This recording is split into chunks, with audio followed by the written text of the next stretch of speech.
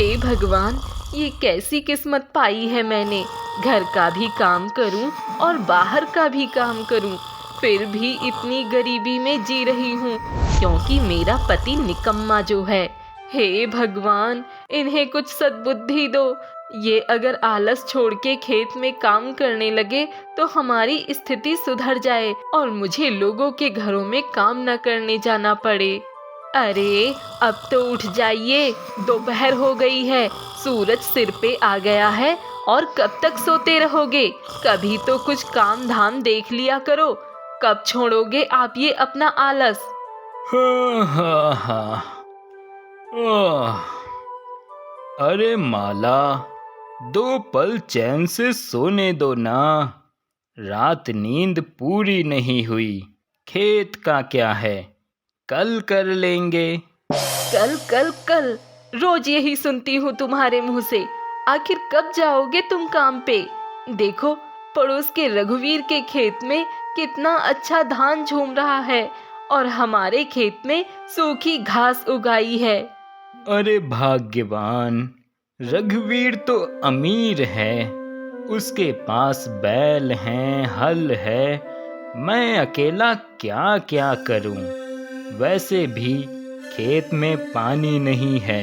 मेहनत करके क्या मिलेगा? अरे मेहनत करोगे तो ही कुछ मिलेगा। ऊपर वाला भी उसी की सुनता है जो पसीना बहाता है। मोहन खाट पर से उठकर बैठ गया, माथे पर बल डालते हुए बोला, बस, अब तुम ये रोज रोज भांसड़ मुझे मत दिया करो।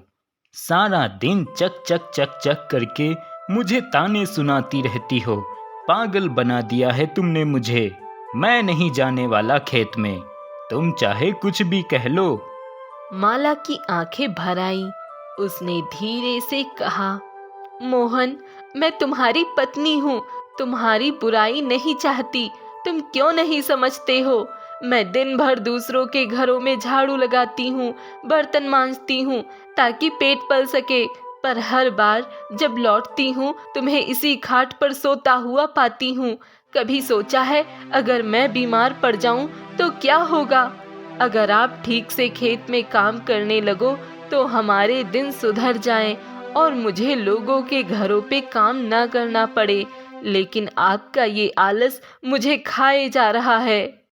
मोहन ने नजरें चुरा ली। अरे बस, अब ये रोने धोने से कुछ नहीं होगा। तुम अपने काम पर जाओ, मुझे मेरे हाल पर छोड़ दो। माला ने हताश होकर सिर हिलाया और बर्तन समेटने लगी। थोड़ी देर बाद वह घर से निकल गई और मोहन सोता रहा। शाम ढलते ढलते माला लौट आई, थकी हुई। घर में मोहन वैसे ही पड़ा था। चूल्हा पर हांडी ठंडी पड़ी थी। माला ने भारी सांस लेते हुए कहा, इतना तो जानवर भी करता है मोहन, कुछ ना कुछ हिलता डुलता तो है। तुम तो बस बिस्तर पर पड़े रहते हो, पत्थर जैसे। अरे बस करो माला, बहुत हो गया। जब देखो तब चिक चिक चिक चिक करती रहती हो। कुछ पल चैन से सोने भी नहीं दे सकती हो। बस काम काम काम, जीना हराम कर रखा है मेरा तुमने। अरे नहीं, काम करना आता है मुझे। मुझे कोई काम नहीं आता है। मैं नहीं कर पाऊंगा काम। कैसे आदमी हो आप? आपको जरा सी भी शर्म नहीं आती? मैं एक औरत होकर घर का बाहर का सारा काम देखती हूँ और आप एक आदमी होकर ये कह रहे हो? अगर मैं ना रहूं तो भूखे मर जाओगे, समझे? देखिए, अब नहीं चलेगा ये। बहुत हो गया आपका आलस। आज आपको काम पे जाना ही होगा। तो तुम मुझे काम पर भेज के ही रहोगी, मुझे आराम नहीं करने दोगी। बिल्कुल नहीं, आपको आज से काम पे जाना ही होगा। ठीक है, जाता हूँ जाता हूँ। मेरा फावड़ा लेकर आओ। माला खुश हो जाती है और मोहन को फावड़ा देती है। मोहन खेत जाता है और देखता है खेत सूखा पड़ा होता है। अरे रे, ये तो पूरा सूखा पड़ा है। आ तो गया हूँ माला की जिद पे, पर इतना बड़ा खेत में कैसे खुदाई करूँगा? मुझसे नहीं हो पाएगा ये सब। पता नहीं क्यों माला मेरे पीछे ही पड़ी रहती है। हाँ, मुझे तो बहुत नींद आ रही है, लेकिन अगर कुछ काम नहीं किया खेत में तो माला मुझे फिर से सुनाएगी तीखी तीखी बातें। मैं घर ही नहीं जाऊंगा अब। ये कहकर मोहन जंगल की ओर निकल जाता है। अगले दिन गांव में शोर मच गया। गांव वाले कहने लगे, अरे भाई सुना, माला का पति मोहन गायब हो गया है। क्या पता घर छोड़कर कहीं चला गया हो वो आलसी। लगता है अब वो आलसी कभी लौट कर नहीं आएगा। पता नहीं क्या होगा अब उस बेचारी माला का। होगा क्या, मोहन के रहते भी माला खुद कमाती खाती थी, अब भी अकेले ही कमा के खाएगी। उस आलसी के चले जाने से माला पे क्या ही असर पड़ेगा। माला दूर खड़ी लोगों की बातें सुनती और दुखी होती। माला हर दरवाजे पर जाकर पूछती, भैया कहीं मोहन को देखा क्या? माला जिससे भी मोहन के बारे में पूछती सभी यही कहते, ना बहन, मैंने तो कहीं नहीं देखा। मोहन के जाने के बाद कई हफ्ते बीत गए। माला का घर अब सूना लगने लगा था। न हंसी की आवाज, न झगड़े की खटर पटर।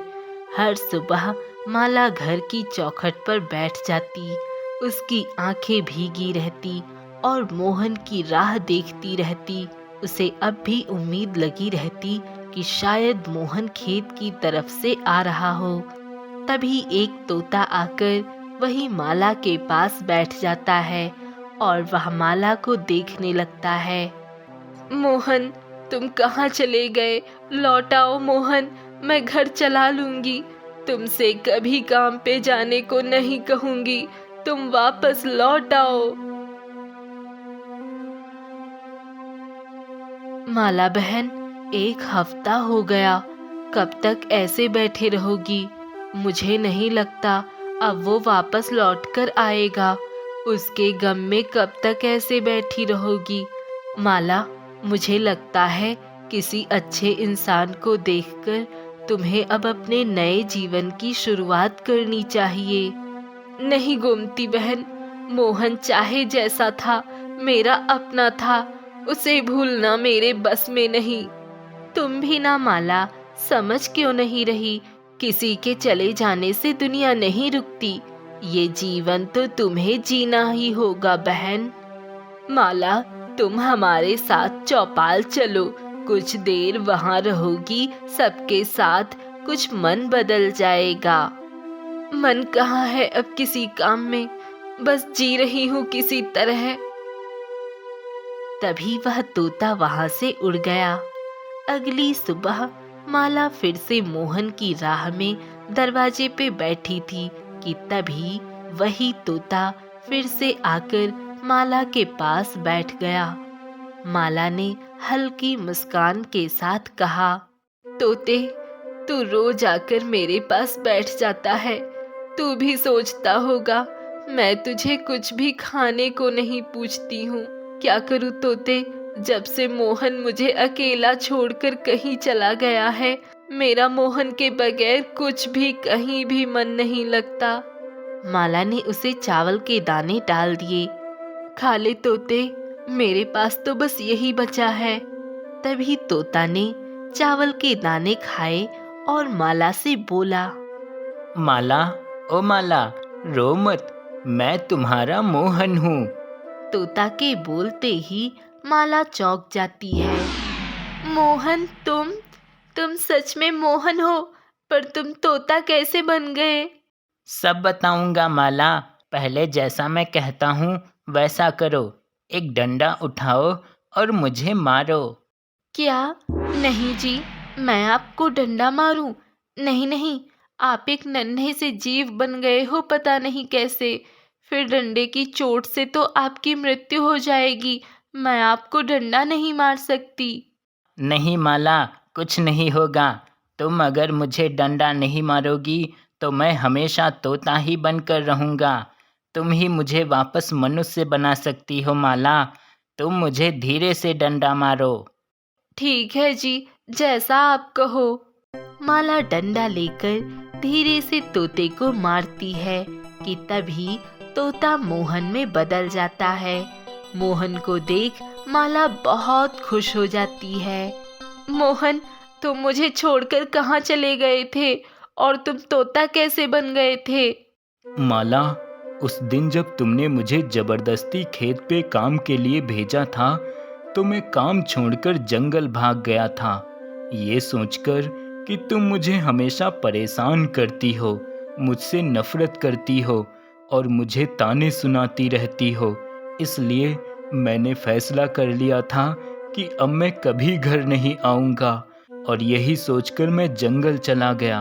और तब वहाँ मैं एक पेड़ के नीचे बैठा सोच रहा था, हाँ, देखो इन तोतों को कैसे आकाश में आराम से उड़ रहे हैं। जो जी में आए खाते रहते हैं, जहाँ चाहे वहीं सो जाते हैं।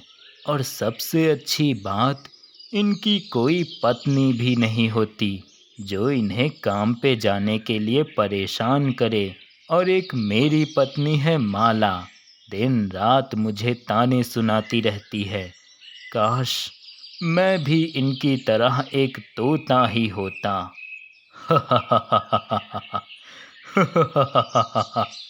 अरे, ये कौन हंस रहा है? मैं हूँ मोहन, तुम्हारे सामने देखो। अरे साधु महात्मा जी, आप? हाँ, मैं। बेटा, तू क्यों दुखी है? तूने अपना घर क्यों छोड़ दिया? क्या बताऊं महात्मा जी, मेरी बीवी माला मुझे हर वक्त काम करने को कहती है। मैं थक गया हूँ उसकी ताने सुन सुन के। लेकिन बेटा, तेरी पत्नी सही तो कहती है। इस संसार में रहकर कुछ न कुछ कर्म तो करना ही पड़ता है। तुझे सांसारिक जीवन से इस तरह नहीं भागना चाहिए। अपने कर्तव्यों को समझ और आलस छोड़कर अपनी पत्नी का कहना मान, क्योंकि जो काम से भागता है वो सुख से भी भागता है। साधु महात्मा, तो फिर आप सांसारिक जीवन छोड़कर जंगल में तप क्यों कर रहे हैं? महात्मा जी, ये सब कहने की बातें हैं। अगर आपकी पत्नी होती ना, तो आपको पता चलता कि कितना कठिन होता है घर में रहना, वो भी पत्नी के साथ। तो फिर तू क्या चाहता है मोहन? साधु महात्मा, मैं इस तोते की तरह आज़ाद जिंदगी चाहता हूँ। उड़ सकूँ, खा पी सकूँ और आराम से रह सकूँ। ठीक है, अगर ऐसी बात है तो जा, मैं तुझे एक वरदान देता हूँ। तू तोता बन जा और जाकर ये देख कि तोता बनकर तू कितना सुखी रहता है और तेरी पत्नी कितना सुखी होगी तेरे बिना। और माला, मैंने तोता बनकर यहाँ आकर देखा तो तुम मेरे बिना रो रही थी। तुमने मेरे बिना कुछ खाया पिया तक नहीं। और जब गांव की औरतों ने तुमसे नए जीवन की शुरुआत करने के लिए कहा तो तुमने मना कर दिया। तब मुझे अपनी भूल का एहसास हुआ और मुझे तुम्हारी और साधु महात्मा की बात समझ आई कि मैं अपने कर्तव्यों से दूर भाग रहा था। इसलिए मैं तुम्हारे पास वापस लौट आया हूँ माला। मोहन, मेरे लिए तो इतना ही बहुत है कि तुम मुझे वापस मिल गए। ये सब मेरी वजह से ही हुआ। मैंने तुम्हें काम पर जाने के लिए इतना परेशान किया। अब मैं तुमसे कभी काम पे जाने को नहीं कहूँगी।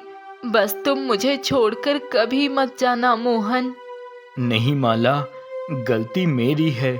मैंने कभी अपने कर्तव्यों को नहीं समझा और अपने काम से दूर भागता रहा।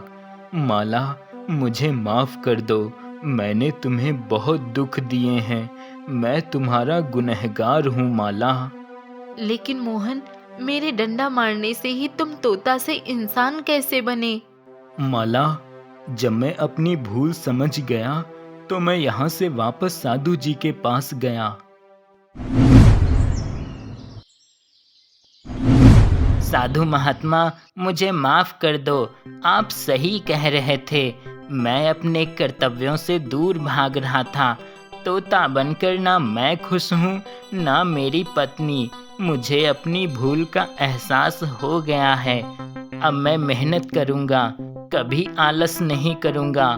साधु महात्मा जी, कृपा करके मुझे वापस इंसान बना दो।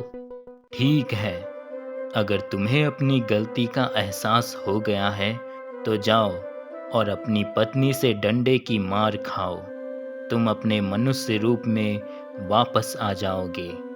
माला, और इस तरह मैं अपने रूप में वापस आ गया। माला, अब मैं वादा करता हूँ, कभी आलस नहीं करूँगा। मेहनत से खेत में काम करूँगा, अच्छे पैसे कमाऊँगा और तुम्हें किसी के घर में मजदूरी करने नहीं जाने दूंगा। ये मेरा वादा है तुमसे माला।